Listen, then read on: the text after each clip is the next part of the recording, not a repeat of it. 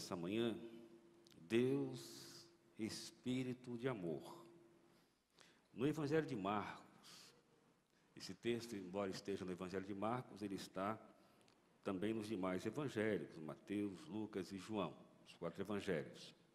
Capítulo 1, a partir do verso 9 até o verso 11, esse texto, ele nos fala sobre a criação, sobre o batismo de Jesus, mas nesse texto temos também a visão da criação de Deus.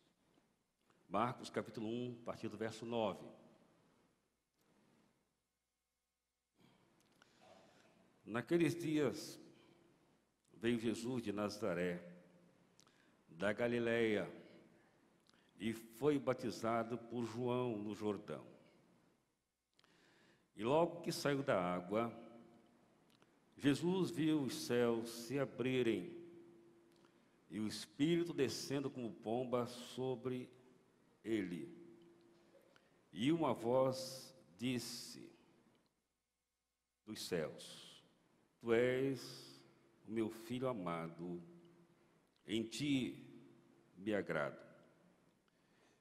Imediatamente o Espírito o levou para o deserto. Deus, Espírito de amor. Quando lemos esse texto que registra o batismo de Jesus nas águas, nós percebemos que os escritores sagrados, eles tentam nos levar de volta à origem de todas as coisas, ou seja, a criação de tudo.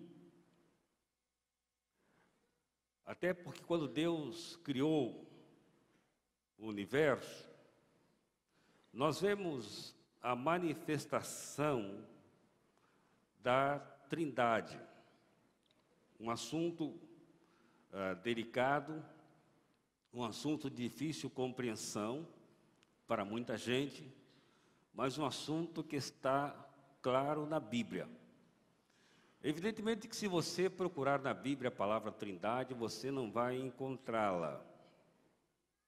A ideia bíblica é de que Deus é uma comunidade espiritual. Não são 3 deuses. É um Deus só, manifestando-se em 3 pessoas. Deus, Espírito de amor. E esse Deus que se manifestou, precisamos entender que a revelação bíblica ela é progressiva. Deus se manifesta como Deus criador, sustentador de todas as coisas. Deus se manifesta com graça, com misericórdia, com perdão, vindo ao mundo, tornando-se como um de nós, morrendo na cruz e ressurgindo ao 3º dia. E Deus se manifesta como o Espírito Santo, o Espírito de Deus, que é concedido no ato de nossa conversão e permanece conosco para sempre. Nesse texto nós vemos que, assim como aconteceu na criação, quando nós vemos a manifestação do Deus Pai, Deus Filho, Deus Espírito Santo, especialmente quando Deus diz: façamos o homem a nossa imagem, conforme a nossa semelhança. Aqui no batismo de Jesus também nós vemos a manifestação da Trindade, o Deus Pai, o Deus Filho, o Deus Espírito Santo. Para que nós entendamos o que aconteceu ali, e o que a Bíblia tenta nos ensinar, nós que somos a igreja do Senhor hoje, nós precisamos perceber que João Batista, ele recebeu de Deus uma missão específica. E a missão que foi dada a João foi a missão de preparar o caminho do Messias, preparar o caminho de Jesus. E João tinha esta plena convicção de que no momento certo Deus iria orientá-lo dizendo quem era o Messias. E esse momento aconteceu no ato do batismo. Peço aos irmãos que voltem as páginas da sua Bíblia para o Evangelho de Mateus, no capítulo de número 3, e os irmãos hão de perceber que Jesus vem para ser batizado por João Batista. E João Batista, ele diz o seguinte, que ele, João, é quem precisava ser batizado por Jesus. E João já havia asseverado que ele estava fazendo um trabalho de preparação para aquele que viria após ele e que era maior do que ele. Esse João Batista havia sido prometido por Deus através da profecia do profeta Isaías. E aqui no Evangelho de Mateus, com mais detalhes, no capítulo 3, a partir do verso 3, diz assim: porque é dele que o profeta Isaías disse: vós do que clama no deserto, preparai o caminho do Senhor, endireitai as suas veredas. João usava roupas feitas de pelos de camelo e um cinto de couro, e alimentava-se de gafanhoto e mel silvestre. Os habitantes de Jerusalém, de toda a Judéia e de toda a região do Jordão iam até ele, e eram batizados por ele no Rio Jordão, confessando os seus pecados. Mas quando ele percebeu que muitos fariseus e saduceus iam ao lugar em que ele batizava, disse-lhes: raça de víboras, quem vos ensinou a fugir da ira futura? Produzi fruto próprio de arrependimento, não fiqueis dizendo a vós mesmos: Abraão é nosso pai. Eu vos digo que até dessas pedras Deus pode dar filhos a Abraão. Agora presta atenção no verso 10 em diante. O machado está posto à raiz das árvores. Aquele que não produz bom fruto será cortado e lançado no fogo. Eu, na verdade, vos batizo com água, tendo por base o arrependimento. Mas aquele que vem depois de mim, isso é Jesus, é mais poderoso do que eu, e eu não sou digno nem de carregar as suas sandálias. Ele vos batizará com o Espírito Santo e com quê? Com fogo. Ele traz na sua mão a pá. Ele limpará a sua eira, recolherá o trigo no celeiro, mas queimará a palha com fogo que nunca se apagará. Preste atenção aqui. Aqui João está dizendo que Jesus, ao vir ao mundo, ele estaria batizando as pessoas com o Espírito Santo. Lá na frente, não hoje, nós vamos ver quando é que isso acontece, mas já quero antecipar que isso acontece no ato da conversão. João diz que Jesus tem na mão 12 batismos. Diz que ele vai recolher o trigo no celeiro e vai queimar a palha com fogo que nunca se apagará. Então, na verdade, nós, os crentes, somos batizados pelo Espírito Santo, mas aqueles que insistem em não crer, eles serão destinados à perdição eterna, o fogo eterno. Então, o crente não precisa pedir ao Senhor: Senhor, me batiza com fogo, porque o fogo não é para batizar o salvo. O fogo é o batismo daquele que não é salvo.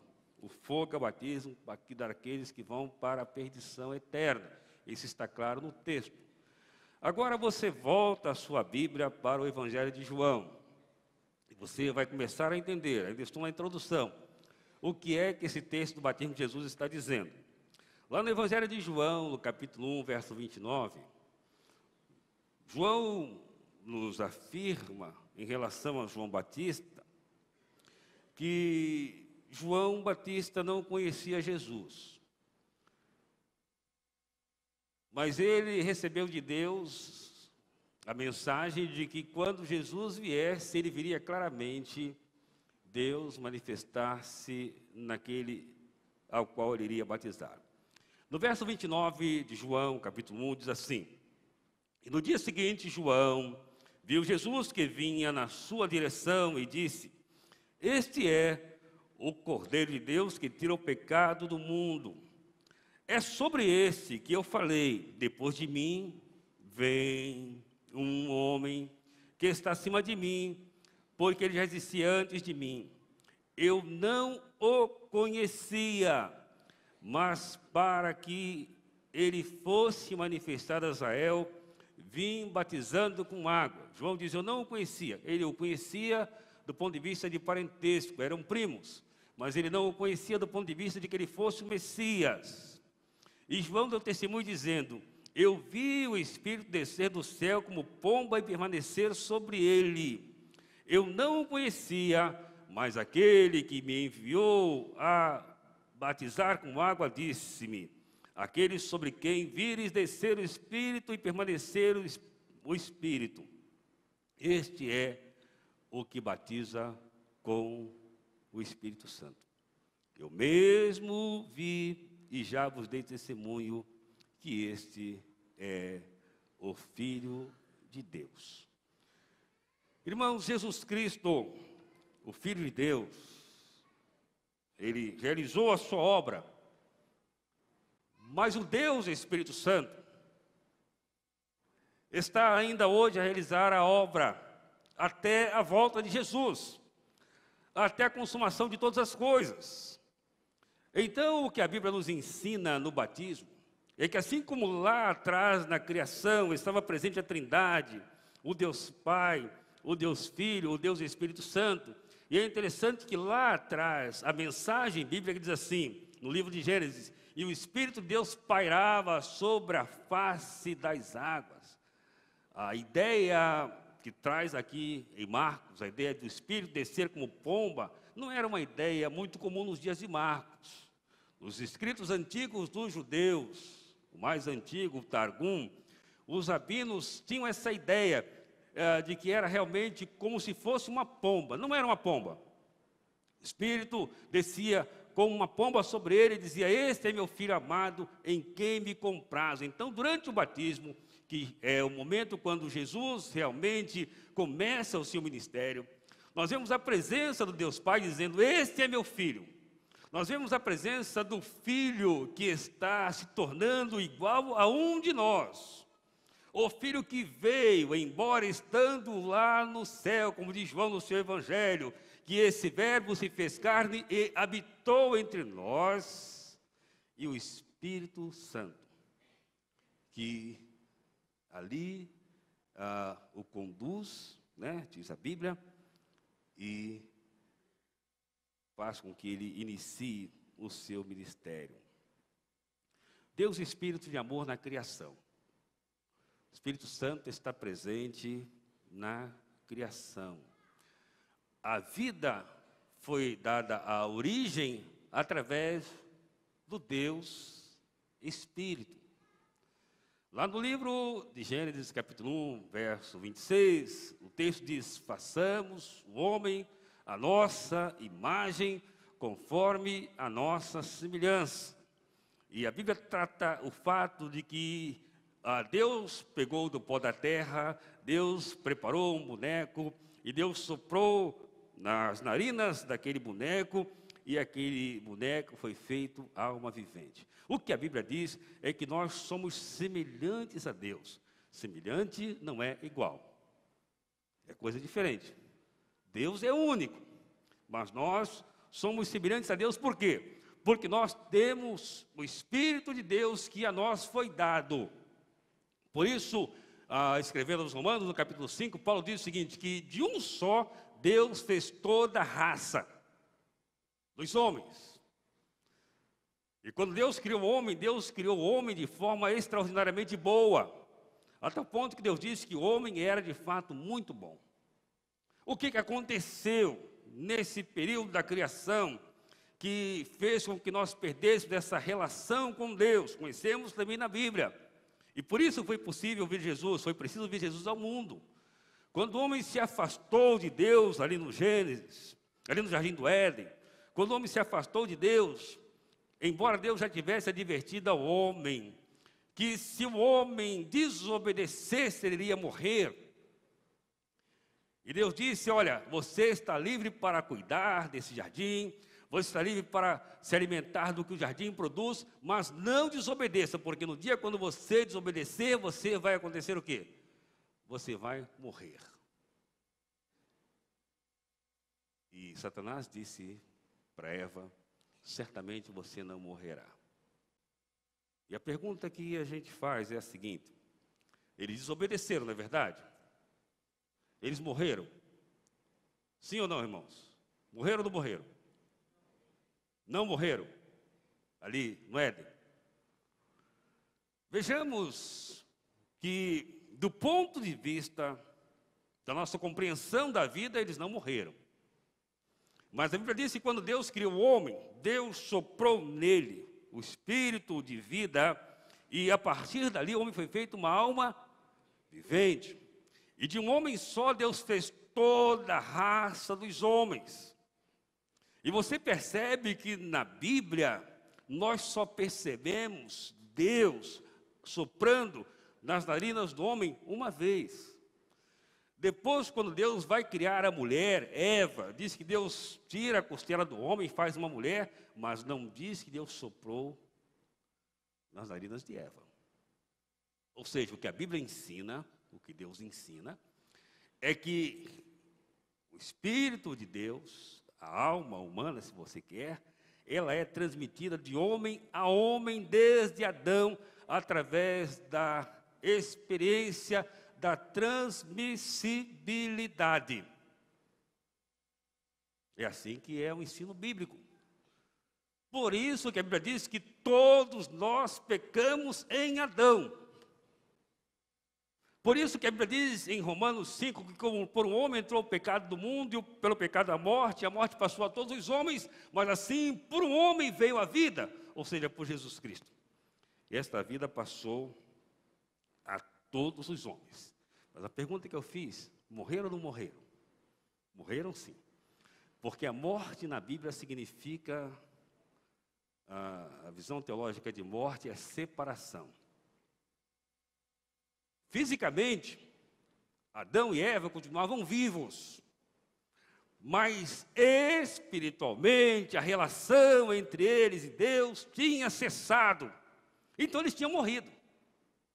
É por isso que Paulo, o apóstolo, o maior teólogo da Bíblia, ele diz que as pessoas que estão vivendo longe da graça de Deus estão o quê? Mortas em seus pecados e delitos. Ou seja, você passa por uma pessoa, ela não possui Jesus, ela não tem uma experiência com Jesus, ela pode ser jovem, ela pode ser bonita, ela pode ser forte, ela pode ser sarada, mas ela é um cadáver ambulante espiritualmente falando. Porque ela está separada da relação com Deus. Deus, Espírito do amor, deu origem à vida. E esse Deus, Espírito de amor, ele deu ordem à vida. Né? A Bíblia diz que a terra era o quê? Vamos ver juntos? A terra era sem forma, mas o Espírito de Deus se movia sobre a face das águas. Então era um caos. A ideia de se movia ou pairava, é a ideia de uma ave, né, no hebraico, que está ou a chocar ou a bater as asas, dando vida ao que vida não tinha. Então nós vemos Deus, Espírito de amor, Deus, Espírito Santo, agindo no ato da criação de todas as coisas. Deus, Espírito de amor, é o Deus na nossa redenção. Em Jesus, somente Jesus a redenção. E a visão bíblica é que o Espírito de Deus veio para nos conduzir a Jesus. É o que o próprio Senhor diz no Evangelho de João, que o Espírito de Deus é aquele que nos convence do pecado, do que mais? da justiça e do juízo. Então, quando você se converte, não é porque você ouviu a mensagem do pastor somente, não é porque você leu um texto bíblico, não é porque você ouviu uma mensagem musical inspirada e tocou o seu coração, não. É porque o Espírito de Deus usou aquela palavra, o Espírito de Deus usou aquela leitura, o Espírito de Deus usou aquela música para falar ao seu coração. É uma grande infantilidade, até mesmo de pregadores, achar que se muita gente se converte é por causa dele. Não. Quem leva as pessoas a Jesus é o Espírito Santo. Porque se não for o Espírito Santo, ninguém chegará a Jesus. Quando Jesus é batizado, a ideia que Marcos traz é que Deus está trazendo a redenção. Porque quando o homem desobedeceu, ele perdeu a relação com Deus. Então ele passou a ter uma vida meramente biológica, como eu já falei aqui nesse púlpito, né? A palavra aqui na língua grega, bios, né? De onde vem a biologia, a vida. Ele teve uma vida biológica, continuou vivendo, mas ele perdeu a vida espiritual. A palavra no grego, zoe, vida espiritual. Então quando Jesus disse, eu vim a este mundo para que vocês tenham o quê? Vida. Ou seja, aquela vida que vocês perderam lá, vocês ficaram só com a bios. Eu venho trazer essa vida espiritual, a zoe, eu venho trazer para vocês. E quando ele afirma em João 3,16, João afirma no diálogo de Jesus com Nicodemos, porque Deus amou o mundo e amou de tal maneira que enviou Jesus. Ou seja, enviar significa algo que já existia, algo que não foi criado. Deus enviou o seu Filho para que todo aquele que nele crê não pereça, mas tenha vida eterna. Ou seja, haja redenção por meio de Jesus, haja restauração por meio de Jesus. O Deus triuno se manifesta no batismo de Jesus. Deus Pai, com a voz dizendo, este é meu Filho amado, em quem eu tenho prazer. É Jesus, meu Filho amado.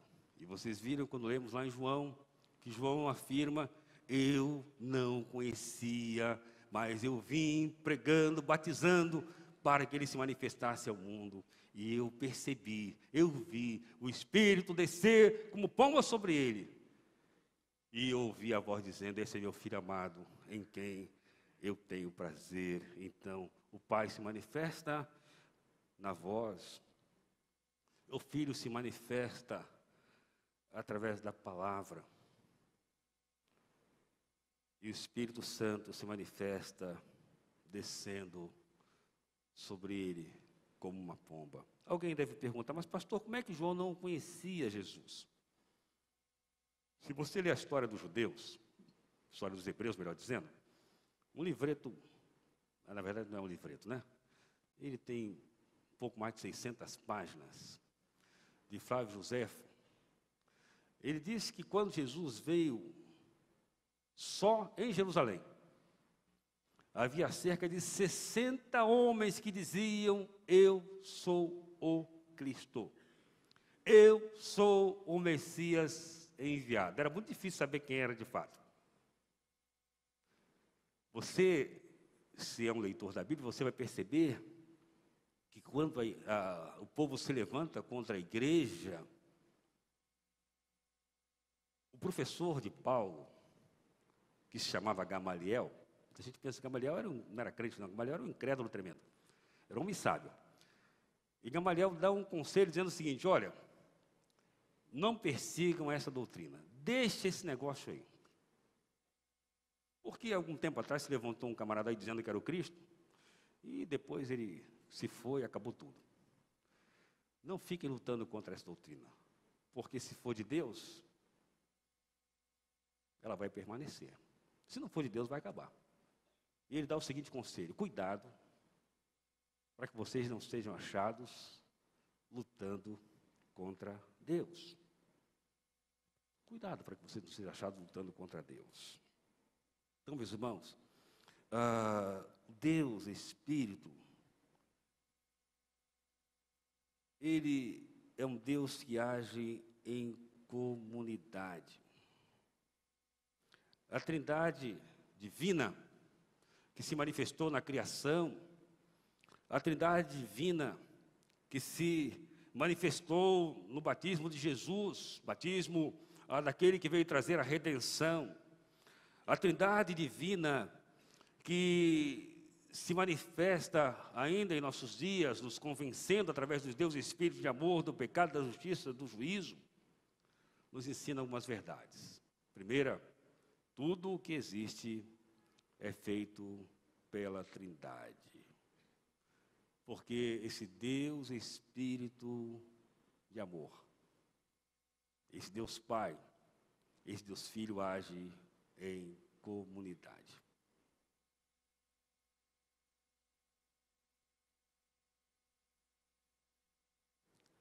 Deus não é estático, Deus é dinâmico. Cada pessoa da Trindade glorifica as outras.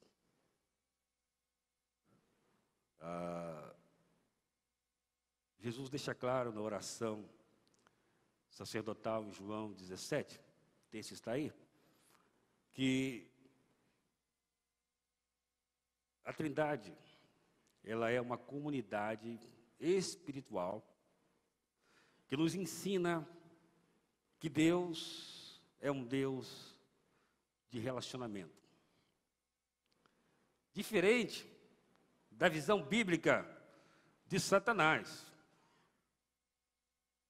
Porque Satanás e os demônios, eles não conseguem conviver. Eles conseguem se destruir. O que é Satanás? Satanás é algo ou alguém, um ser espiritual, que se rebelou e voltou-se para si. Ele não se abriu para continuar convivendo. Lúcifer era um anjo, né? Mas ele se rebelou e não consegue conviver. Por isso Jesus diz lá em João 10, verso 10, que Satanás, ou seja, o adversário, o inimigo, ele vem para roubar, para matar e para destruir. Quando uma pessoa não tem uma experiência com seu Deus, o Espírito de amor, ela tem muita dificuldade no relacionar-se com as pessoas, porque a base do relacionamento está em Deus. Então, que nós não tenhamos dúvidas em entender que o Deus Criador, ele se manifesta no Deus Pai, no Deus Filho e no Deus Espírito Santo. E esse Deus, Espírito Santo, está conosco. Esse Deus, Espírito Santo, é o Deus que o mundo, quando eu falo mundo, eu falo as pessoas que ainda não têm uma relação espiritual com Deus, e não falo por aquilo que eu penso, falo pelo que Jesus disse. Ele disse que esse Espírito de verdade, o mundo não tem, nem conhece. Porque esse Espírito revela a nós a grandeza de Deus. Ó Deus, Espírito de amor, nós te louvamos, ó Senhor. Porque foi pela compaixão de Deus, né, que nós alcançamos esta grande salvação. Quando nós recusamos a visão de que o Espírito Santo é Deus, nós perdemos muito. E Deus não está dividido. A Bíblia nos afirma que se alguém não tem o Espírito de Cristo, o Espírito de Deus, esse tal não é dele. Que Que o Senhor, meus irmãos, nos ajude, nos capacite, nos abençoe. E um conselho, quando você for estudar o texto bíblico sobre o Espírito Santo, não fique a criar histórias. Não se detenha, como dizia um professor meu de teologia, Dr. Soren, que já faleceu, não se detenha em discussões bizantinas. O que é isso, discussões bizantinas? Os bizantinos eram homens que ficavam discutindo dias e horas para saber quantos anjos cabiam na cabeça de um alfinete. Quantos anjos cabem na cabecinha de um alfinete? Tem gente que é assim. Ele, em vez de estudar a Bíblia e esperar o que a Bíblia diz, ele começa a criar coisas que a Bíblia não diz. Cuidado com isso. Porque nós precisamos realmente ser guiados pelo Espírito de amor que nos conduz a toda a verdade. Quem enche a vida do crente, quando o crente permite, é claro, né? É o Espírito Santo. Então, daqui a pouco vamos estudar mais sobre o Espírito Santo nas classes de Escola Bíblica Dominical. Que nós saímos daqui desse culto com esta visão: o Espírito enche a minha vida.